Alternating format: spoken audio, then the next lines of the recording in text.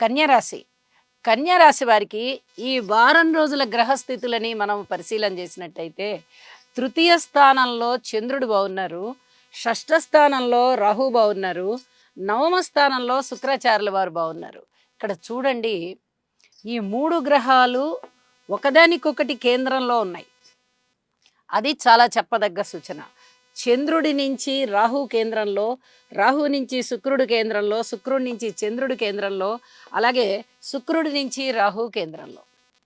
కేంద్రంలో ఉన్న గ్రహాలు కొద్దిగా ఘర్షణాత్మకమైనటువంటి వాతావరణాన్ని ఇస్తూ అద్భుతమైన ఫలితాలనిస్తాయి. ఇక్కడ కన్యా రాశి వారి పరిస్థితి అలాగే ఉంటుంది. పోరాటంతో కూడిన విజయం. మరి ఆ పోరాటం ఎందుకు అంటే, ఈ 3 గ్రహాలు కేంద్రాలలో ఉన్నాయి అనేది ఒకటి కారణమైతే, రెండవ కారణం శని, కుజుల యొక్క దృష్టి, సప్తమ దృష్టి రాశి మీద పడడం. నిజానికి ఇది కూడా కేంద్రంలోనే ఉంది.